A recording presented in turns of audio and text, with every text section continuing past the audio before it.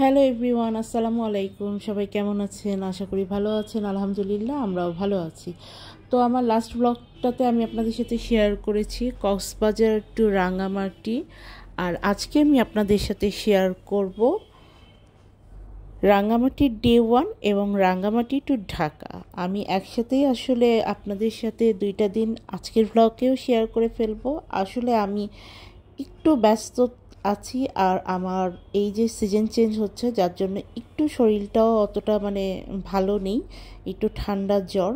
তো আমি আসলে আর বেশি লেট করতে চাচ্ছি না, কারণ অনেকেই আছেন যারা আমার ব্লগগুলো দেখেন, তাদেরকে অসংখ্য ধন্যবাদ।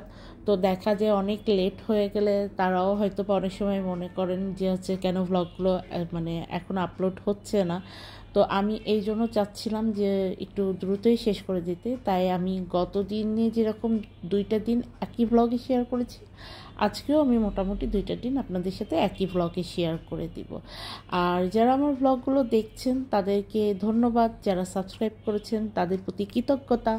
আর যারা এখনও আমার চ্যানেলটি সাবস্ক্রাইব করেননি তারা চাইলে আমার চ্যানেলটি সাবস্ক্রাইব করে রাখতে পারেন, কারণ আমি তো আসলে ওভাবে রেগুলার বেসিসে ভিডিওগুলো আপলোড করতে পারি না। আমি একটু নিজের সুবিধা মতন টাইমিংয়ে আর কি ব্লগগুলো আপলোড দিয়ে থাকি। তো আপনাদের যদি আমার ব্লগগুলো দেখতে ভালো লেগে থাকে, তো আপনারা আমার চ্যানেলটি সাবস্ক্রাইব করে পাশের বেল আইকনটি প্রেস করে রাখতে পারেন। তাহলে হবে কি, আমি যখন যে ভিডিওটা আপলোড দিব আপনাদের কাছে কিন্তু নোটিফিকেশনটা চলে যাবে। আর বেল আইকনটা যদি আপনারা প্রেস না করেন তাহলে কিন্তু নোটিফিকেশন আপনাদের কাছে যাবে না। তো আপনারা চাইলে আমার চ্যানেলটি সাবস্ক্রাইব করে রাখতে পারেন, এই আর কি। তো চলুন শুরু করা যাক আজকে রাঙ্গামাটি ডে 1। তো এই যে যেমনটা দেখছেন, খুব সুন্দর একটা সকাল কিন্তু শুরু হয়ে গিয়েছে। আমি বরাবরই আমার অনেক ব্লগে আপনাদের সাথে যেটা শেয়ার করি যে ঢাকার একটু বাইরে বেরোলেই কিন্তু আমার অনেক ভালো লাগে, মনে হয় একদম বুক ভরে নিঃশ্বাস নিতে পারছি, প্রকৃতিটাই একদম চেঞ্জ হয়ে যায়, সব কিছু চেঞ্জ হয়ে যায়। তো সেখানে রাঙামাটির তো কোনো তুলনাই নেই, এখানে তো চারিদিকেই সবুজ আর সবুজ। তো যাই হোক, এখন আমরা সকালে ব্রেকফাস্ট করার জন্য কিন্তু এই হোটেলটাই চলে আসলাম। হোটেলের নামটা তো আমি আপনাদেরকে দেখিয়েছি। এই হোটেলটা আমি আপনাদের রেকমেন্ড করব। আমাদের এই হোটেলের খিচুড়িটা এত ভালো লাগছে। আমি কিন্তু প্রথমে পরোটা নিয়েছিলাম আর আমার হাজব্যান্ড খিচুড়ি নিয়েছিল, পরেও আমাকে একটু খিচুড়ি খাইয়ে দিল। আমার এত মজা লাগছে এই হোটেলের খিচুড়িটা, যারা খিচুড়ি লাভার আমাদের মতন তারা মাস্ট ট্রাই।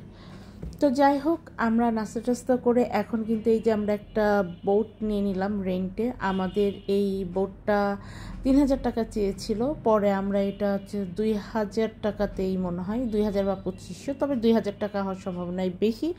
আমার এই মুহূর্তে আসলে ক্লিয়ার ওভাবে মনে পড়ছে না, তবে আমার যতটুকু মনে পড়ে যে 2,000 টাকাই মনে হয় নিয়েছিল। 2,000 টাকা দিয়ে আমরা এই বোটটা সারাদিনের জন্য বুক করে নিয়েছিলাম। এখানে আসলে ওনারা আপনাদের একটা হচ্ছে কার্ড দিবে, যেখানে লেখা থাকবে যা কি কি স্পট আর কি ওনারা আপনাদেরকে ঘুরিয়ে দেখাবে। তো এর মধ্যে বেশ কিছু স্পট আছে যেগুলো পানির তলে নাকি চলে আর কি ডুবে গিয়েছে, আর কি পানির নিচে ডুবে গিয়েছে। কিছু কিছু জায়গায় কনস্ট্রাকশনের কাজ চলছে বলে এখন ট্যুরিস্ট আর কি অ্যালাউ করছেন না, ওনারা বন্ধ আছে। তো এরকম কয়েকটা হয়তো বা বাদ যাবে, বাট মোটামুটি আপনারা তো আমার সাথে ভিডিওতে থাকবেন এবং পুরাটা ভিডিও দেখলে বুঝতে পারবেন যে এই যে আমরা কিন্তু একদম সকাল, এখন হয়তো বা সকালই বলা চলে, 9টা 9:30 টাইমের দিকে আমরা বোটে উঠেছি এবং একদম সন্ধ্যা পর্যন্তই কিন্তু আমরা ঘুরেছি। আমাদেরকে পুরাটা দিনই পানির উপরেই ছিলাম ধরতে গেলে। বিভিন্ন স্পটে আমরা গিয়েছি, সবটাই আপনাদের সাথে শেয়ার করব। আমরা পলওয়েল হচ্ছে রিসর্ট অ্যান্ড পার্ক যেটা, ওইটাতে গিয়েছিলাম। তারপরে আমরা সোহলং ঝর্ণাতে তো ডেফিনেটলি গিয়েছিলাম। আমরা রাঙা রেস্টুরেন্টে লাঞ্চ করেছি।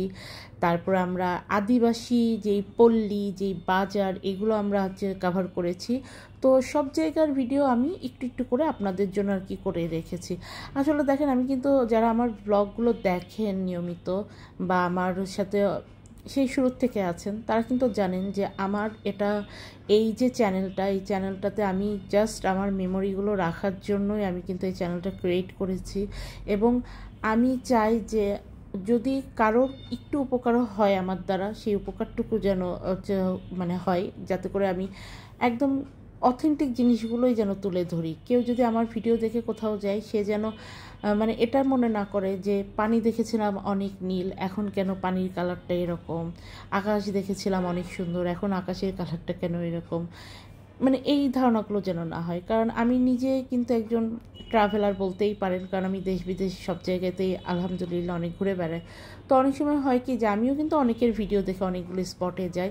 তো দেখি কি যে ভিডিওতে একরকম দেখে গেছি, যে দেখি পরিবেশ পরিস্থিতি আরেকরকম। তার মানে কি যে প্রচণ্ড লেভেলের এডিটিংয়ের কাজ করেছেন। এডিটিং করে ভিডিওগুলো আপলোড দেওয়ার ফলে মানে আমরা ভিডিওতে দেখি হয়তো বা একরকম, আর বাস্তবে যে দেখি আরেক রকম। তো এই ধরনের প্রতারণার শিকার অন্ততপক্ষে আমার ভিডিও দেখে কেউ হবেন না, কারণ আমি একদম জিরো এডিটিং। হ্যাঁ, আমার মানে এখন পর্যন্ত আমার চ্যানেলের কোনো ভিডিওতে আমার এক্সট্রা কোনো লাইটিং, এক্সট্রা কোনো এডিটিং করা হয়নি। একদম জাস্ট আমি আমার ফোনের ক্যামেরা দিয়ে ভিডিও করি এবং আমি সেইটাই আপলোড দিয়ে রাখি আমার চ্যানেলে। তো আপনারা যেই জিনিসটা যেমন নিজের চোখে দেখতেন, ঠিক সেই জিনিসটাই আমার ক্যামেরার চোখে, মানে মোবাইলের ক্যামেরার চোখে, কোনো ডিএসএলআরও না, মোবাইলের ক্যামেরার চোখে দেখছেন। তো যাই হোক, আমি চলে আসছি কিন্তু পলওয়েল রিসর্টে। এখানে তো আমি আপনাদের সাথে এই যে শেয়ারই করলাম টিকিটের মূল্য টুল্য এগুলো। আর আপনারা যদি এখানকার রিসর্টে থাকতে চান, তো সেক্ষেত্রে সিজনের উপর ডিপেন্ড করে রিসর্টের হচ্ছে ভাড়াটা কেমন কি চলবে। তবে 7,000, 8,000, 10,000 এইরকমই থাকে আর কি। তো এখানকার পরিবেশটা আমার কাছে কিন্তু খুব ভালো লেগেছে, কারণ আপনি যদি আমরা যেরকম এই যে আর কি ডে টুরে ঘুরতে এসেছি, এটাও আপনি এনজয় করবেন। আবার যারা এখানে থাকতে চাইবে, একেবারে নিরিবিলি একটা পরিবেশ পানির উপরে, তো তারাও থাকতে পারেন, তাদেরও ভালো লাগবে, যার যেটা প্রেফারেন্স। তো এখানে এই যে আমি দেখলাম দেশের বাইরে মানে বিদেশের অনেক জায়গায় কিন্তু এই সিস্টেমটা আছে। এগুলোকে বলে লাভ লক, মানে একজন আরেকজনকে ভালোবাসলে তাদের ভালোবাসাটা যেন লক হয়ে যায়, এই বলে নাম লেখে বা কিছু একটা সামথিং করে তালা আটকায় দেয় এবং চাবিটা এই যে লেকের মধ্যে ফেলায় দেয়, যাতে চাবিও খুঁজে পাওয়া না যায়, তাদের ভালোবাসার তালাটা খোলাও না যায় এবং তাদের ভালোবাসাটা সারা জীবনে এর জন্য লক হয়ে থাকে। তো কে কে এই জিনিসগুলো আসলে বিশ্বাস করেন? এই ধরনের কালচার, এই ধরনের হচ্ছে ব্যাপারগুলো কিন্তু দেশের বাইরে অনেক জায়গাতেই আছে। বাংলাদেশে অবশ্য এরকমটা খুব কমই দেখা যায়। তো আমি একটু দেখলাম আর হাসলাম, ভাবলাম যে মানুষ মানুষকে কতটা ভালোবেসে আসলে চায় যে সারা জীবন তার ভালোবাসার মানুষটা তার হয়েই থাকুক, সে যেন হারিয়ে না যায়। তাই তারা তালাতে নাম লিখে তারপরে চাবিটা ফেলাই দেয়। যাক, আল্লাহ তাআলা সবার মনের সকল নেক ইচ্ছা পূরণ করুক, সবার জীবন সুন্দর হোক, সকল বিবাহিত দম্পতিদের দাম্পত্য জীবন সুন্দর হোক, সকল মানে পবিত্র সম্পর্কগুলো আল্লাহ তাআলা সুন্দর করে রাখুন, ভালো করে রাখুন। আর কি বলবো, সবার জন্য আর কি, মানে ভালোবাসা সবার জন্য শুভকামনা, সবার মনের ইচ্ছা আল্লাহ তাআলা পূরণ করুক, এটাই আর কি চাই। তো এই যে দেখেন পরিবেশটা কি দারুণ না? দেখে কিন্তু মনে হচ্ছে এটা দেশের বাইরের কোনো জায়গা। মানে আমার কাছে খুবই ভালো লেগেছে। আর একটু শীতের টাইমে গেলে কিন্তু আরও বেশি ভালো লাগবে। আমরা যখন গিয়েছিলাম তখন কিন্তু ঠান্ডাটা অত পড়েনি, বেশ গরমই ছিল। তো একটু আমাদের গরমই লাগছিল, বাট মানে যারা শীতের সিজনে যাবেন তাদের কিন্তু আরও একটু আমার মনে হয় একটু বেশি মজা পাবেন তারা।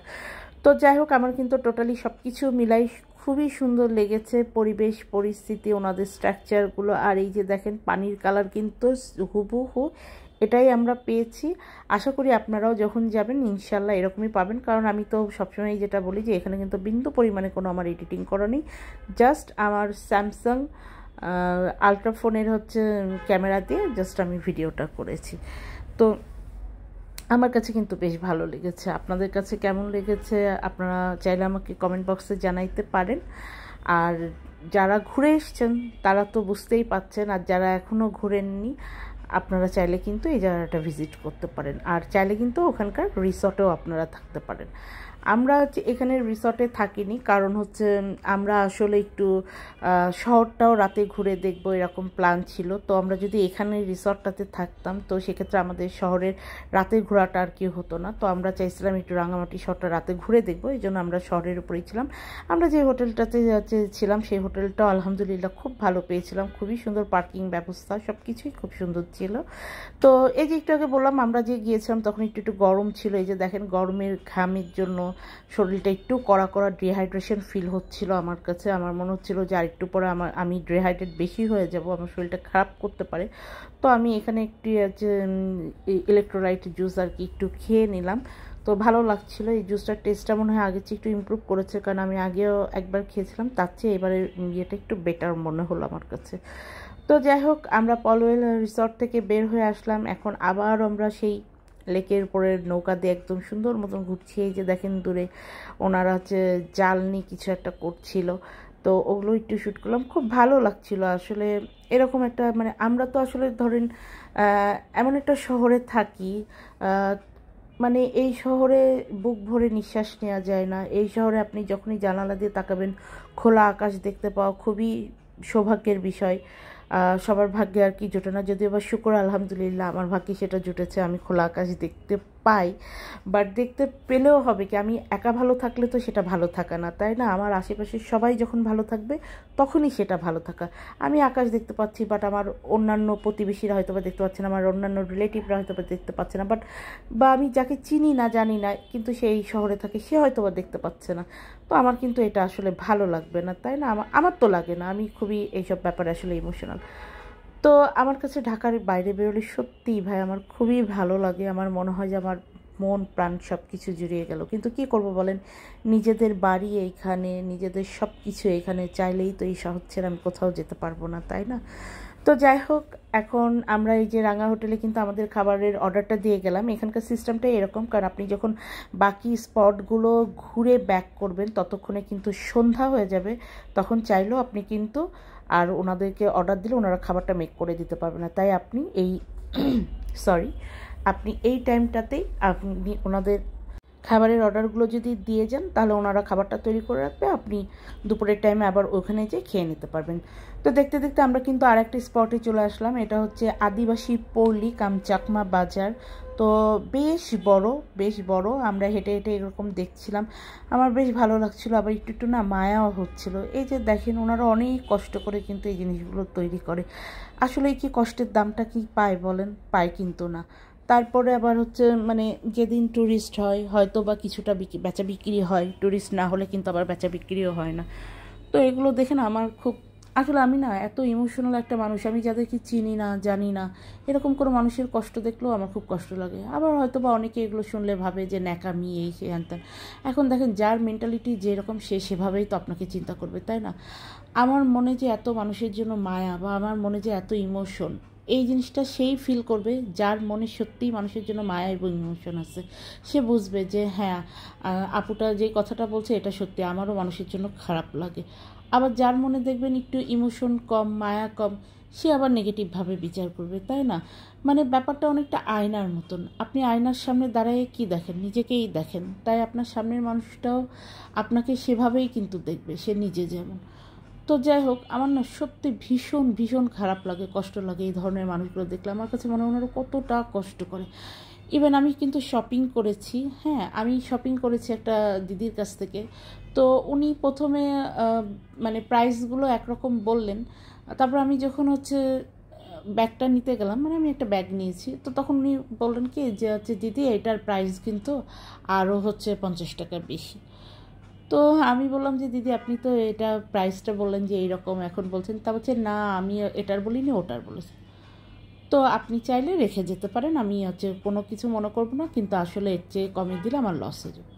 তো আমার না খুব খারাপ লাগলো যে আমি চাইলে রেখে আসতে পারতাম, যেখানে উনি নিজেই আমাকে বলছে যে আপনি চাইলে এটা রেখে যেতে পারেন। আমার কিন্তু হাতে রেখে আসার অপশন ছিল, বাট আমার কাছে খুব কষ্ট লাগলো যে ওনারা কত আশা করে এই জিনিসগুলো আমাদের মতন ট্যুরিস্টদের জন্যই তো বানাই সাজাই রাখে, তাই না? আর আমি যখন জিনিসটা কিনেছি তখন অলমোস্ট সন্ধ্যার দিকে। তার মানে উনি কিন্তু আমার পরেই দোকানটা বন্ধ করে, উনি নিজেই বললেন যে আমি লাস্ট কাস্টমার, এরপর উনি দোকান বন্ধ করে চলে যাবে। তো আমি আর ওই 50 টাকা বেশি দিয়ে ওনার খুশি মতন, ওনার ইচ্ছা মতন 50 টাকা বেশি দিয়ে আমি জিনিসটা নিয়ে আসলাম। আমি চাইলে কিন্তু না নিতে পারতাম, উনিও আমাকে অফার করেছিল যে আপনি চাইলে রেখে যেতে পারেন। ওটা আমার কাছে খুব খারাপ লাগলো যে থাক, কত 50 টাকাই তো আমাদের এদিক ওদিক দিয়ে যায়, তাই না? তো উনি একটা আশা করে জিনিস নিয়ে বসে আছেন, আমি ওনার দোকানে ঢুকেছি, উনি হয়তো ভাবছেন সেল হবে, পরে ওনারই আসলে আমি বলবো এটা ভুল, কারণ উনি আমাকে প্রথমে একরকম দাম বললো, পরে আর কি উনি বললো যে উনি বুঝতে পারেনি এটার দাম এরকম না এরকম হবে। তো যাই হোক, মিসআন্ডারস্ট্যান্ডিং হতেই পারে মানুষের। তো এটা আর কি ছোট্ট একটা স্টোরি আপনাদের সাথে শেয়ার করলাম। আমি পরে উনি যেই প্রাইসটা চেয়েছিলেন সেই প্রাইস দিয়ে আমি জিনিসটা কিনে নিয়ে এসেছি। তো মানুষের আসলে দিন দিন না মনের থেকে এই মায়া দয়াগুলো উঠে যাচ্ছে। আর আমাদের যাদের মনে এই মায়া দয়াগুলো আছে তাদেরকে আবার অনেকে আর কি ব্যঙ্গ করে হাসাহাসি করে বলে হয়তো বা যে ন্যাকামি এই সে হ্যান। তো যার যার মনের ব্যাপার আল্লাহ তাআলা ভালোই জানেন।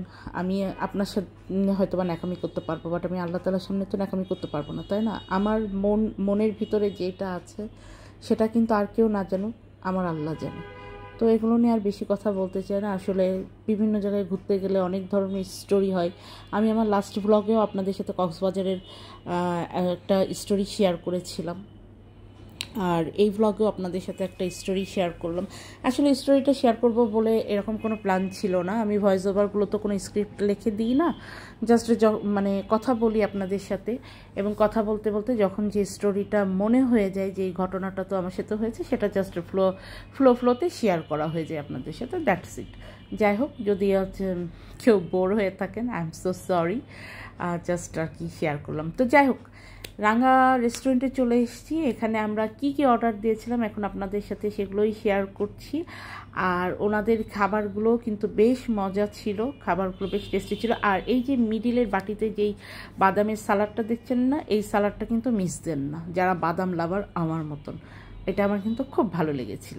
তো যাই হোক, আমরা কিন্তু চলে এসেছি এখন আমাদের হোটেলে। তারপরে একটু ফ্রেশ হয়ে আবার বের হলাম রাঙামাটি শহরটা একটু ঘুরে দেখব বলে।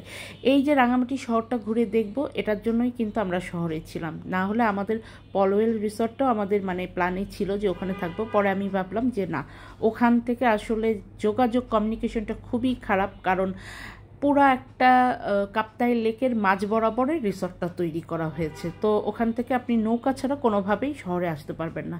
আর রাত হয়ে গেলে তো ওইভাবে অপশন নেই যে নৌকায় করে আপনি আসবেন আবার যাবেন। আর আমরা যেহেতু ট্যুরিস্ট, আমরা কিন্তু ঘুরতে এসেছি, সো আমরা তো একটু ঘুরবোই, তাই না, ঘুরে ফিরে বেড়াবো। তো এর জন্য যে দেখেন আমরা কিন্তু এখন সুন্দর মতন ঘুরে বেড়াচ্ছি। আমি আবার এখান থেকে একটু ওই যে ধানি লঙ্কা বা ধনিয়া লঙ্কা, পাহাড়ি লঙ্কা যেটা, সেটা আর কি মানে মরিচ, ছোটো ছোটো মরিচ, সেটা কিনেছি। আর এই মাছগুলো দেখেও খুব মন চাচ্ছিল যে এগুলো যদি নিয়ে যেতে পারতাম, বাট আসলে আমরা তো নিজেদের গাড়ি নিয়ে এসেছি যেহেতু, সো গাড়ির মধ্যে এই ধরনের কাঁচা মাছ নিলে এটা একটু হ্যাসেল হয়ে যায়, গন্ধ হয়ে যায় আর কি। এর আগে কক্সবাজার থেকে মাছ নিয়ে এসেছিলাম, বাবারে বাবা, পুরো 1 মাস মনে হয় আমার গাড়ির থেকে পুরো ফিশের স্মেল ছুটছিল, মানে কি একটা অবস্থা। তো যাই হোক, আমার এগুলো লোকাল বাজার দেখতে খুবই ভালো লাগে, আপনাদের সাথে একটু শেয়ার করলাম। এখানে বিভিন্ন শুটকি সমারোহ ছিল, তারপরে কাঁচা মাছ তো ছিল, আর মাছ কিন্তু এত সস্তা ছিল। হ্যাঁ, আমাকে দেখে কি মনে হয়েছে জানি না, অনেক বিক্রেতা আমাকে ডাকছিল, দিদি এটা নিয়ে যান, দিদি ওটা নিয়ে যান। মানে হয়তোবা তারা ভাবছিল যে আমি হয়তোবা ওখানে স্থানীয় থাকি হয়তোবা। তো আমার বেশ মজাই লাগছিল। আমি যখন নেপালে গিয়েছিলাম জানেন, নেপালের অনেকেই কিন্তু মানে আমাদের হচ্ছে মানে হোটেলের ওনারা, তারপরে আমাদের যে ট্রাভেল এজেন্সি ছিল, এজেন্সির দাদা, ওনারা সবাই আমাকে বলছিল যে আমাকে নাকি দেখতে নেপালিদের মতন। আর তখন আসলে আমার হেয়ার স্টাইলটাও একটু ছিল নেপালিদের মতনই বলা চলে। মানে আছে না কি কিছু কিছু এলাকায় হেয়ার স্টাইল একটু কম, যেমন আফ্রিকান, নাইজেরিয়ান, ওনারা কিন্তু একটা বেনি বেনি টাইপের হেয়ার স্টাইল করে। তো সেরকম নেপালের মেয়েরা, তারপরে কোরিয়ান মেয়েরা, চাইনিজ মেয়েরা, ওরা এই যে সামনে একটা ব্যাঙ্ক কাটের স্টাইলটা খুব বেশি করে। তো আমি যখন নেপালে গিয়েছিলাম তখন আমার হেয়ার কাটটা ছিল ব্যাঙ্ক হেয়ার কাট।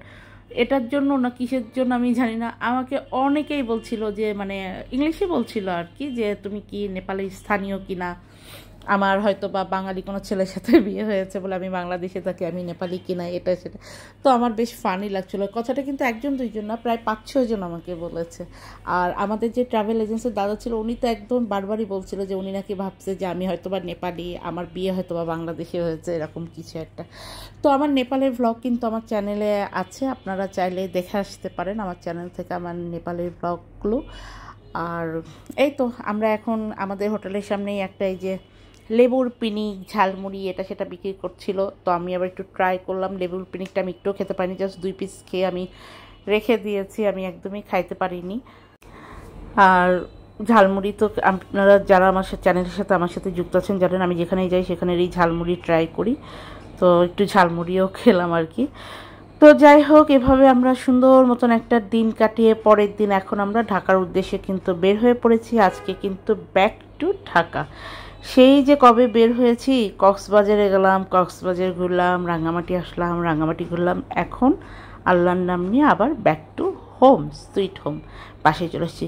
পাহাড়ের রাস্তায় উঠবে আমার হাজব্যান্ড গাড়ি নিয়ে, আর বৃষ্টি হবে না এখন পর্যন্ত এরকম হয়নি। দেশের বাইরে যেও আমরা গাড়ি চালিয়েছি, সেলফ ড্রাইভ করেছি গাড়ি, ওখানে রেন্ট নিয়ে। এখানে তো আমাদের নিজেদের গাড়ি, বাট ওখানে তো রেন্ট নেওয়া লেগেছে। তো রেন্টের গাড়ি নিয়ে যখন পাহাড়ে উঠেছি থাইল্যান্ডে, তখনও বৃষ্টি। দেশে যখন হচ্ছে পাহাড়ে উঠে নিজেদের গাড়ি নিয়ে, তখনও বৃষ্টি। মানে পাহাড়ে গাড়ি নিয়ে উঠলেই কেন যেন বৃষ্টি হয়। এর আগেও আমি পাহাড়ে হচ্ছে উঠেছি, তখন নিজেদের হচ্ছে গাড়ি নিয়ে উঠিনি, বাসে করে গিয়েছিলাম বান্দরবনে, রাঙামাটিতে, তখন কিন্তু বৃষ্টি পাইনি। বাট নিজেদের গাড়ি নিয়ে যখনই যাই তখনই বৃষ্টি পাই। যাই হোক, বৃষ্টি হলো আল্লাহ তালার একটা রহমত, আলহামদুলিল্লাহ, শুকুর আলহামদুলিল্লাহ। আল্লাহ তালা সবার জীবনে সব কিছু সুন্দর করে দিন, সাথে আমাদের জীবনেরও যেন সব কিছু সুন্দর করে দিন। সবার জন্য এই শুভকামনা আমি সবসময় রাখি, আপনারাও রাখবেন। মানুষের জন্য সবসময় ভালো ভালো পজিটিভ চিন্তা করলে দেখবেন নিজের লাইফেরও সব কিছু কিন্তু পজিটিভই হয়ে যাবে ইনশাল্লাহ। তো আমি কিন্তু ঢাকায় যাওয়ার পথে এই যে মানে রাঙামাটি থেকে চিটাগং, চিটাগং থেকে ঢাকার যে সুন্দর সুন্দর সবুজে ঘেরা একদম যে সিনারিও, এগুলো আপনাদের জন্য একটু ভিডিও করে রেখেছি। খুব খুব খুব সুন্দর করে আমাদের এই ট্যুরগুলো আমরা কমপ্লিট করলাম আলহামদুলিল্লাহ। আপনারা যারা আমার ইউটিউব চ্যানেলের মাধ্যমে আমার সাথে ছিলেন, সাথে আছেন, তাদেরকেও অনেক ধন্যবাদ। যারা আমার ভিডিওগুলো দেখেন নিয়মিত, তাদেরকে অনেক ধন্যবাদ। যারা আমার চ্যানেলটি সাবস্ক্রাইব করেছেন, তাদের প্রতি অনেক কৃতজ্ঞতা। যারা কমেন্ট করে আমাকে উৎসাহ দেন, তাদের প্রতিও অনেক কৃতজ্ঞতা। আর আমার একটা ভালো জিনিস, আমার চ্যানেল যারাই সাবস্ক্রাইব করে আমাকে জানায় যে হচ্ছে চ্যানেলটা তারা সাবস্ক্রাইব করেছে, কমেন্টে এসে যারা আমাকে জানায়, আমিও চেষ্টা করি তাদের চ্যানেলে যাওয়ার। এবং ইনশাল্লাহ যারা এই পর্যন্ত আমাকে জানিয়েছে সবারই চ্যানেল আমিও সাবস্ক্রাইব করে এসেছি। একটা সাবস্ক্রাইব করতে কি এমন লাগে বলেন? কিছুই কিন্তু লাগে না, বাট যার চ্যানেল তার কিন্তু একটু হলেও ভালো লাগে, তাই না? তার কিন্তু মনটা একটু হলেও খুশি হয়। তো কাউকে খুশি করতে পারার চেয়ে বড় জিনিস আর কি হতে পারে লাইফে? আপনার কারণে কেউ খুব খুশি হচ্ছে, এটার চেয়ে বড় জিনিস আমার মনে হয় না আর পৃথিবীতে কোনো কিছুই থাকতে পারে। তাই সবাই ভালো থাকবেন, সুস্থ থাকবেন, নিরাপদে থাকবেন। আজকের মতন আজকের ভ্লগটি এখানেই শেষ করছি। দেখা হবে আবারও কোনো নতুন ভ্লগ নিয়ে। সবাই সুস্থ থাকবেন, নিরাপদে থাকবেন। সবার জন্য অনেক অনেক দোয়া থাকলো, আমাদের জন্য দোয়া করবেন। আল্লাহ হাফিজ।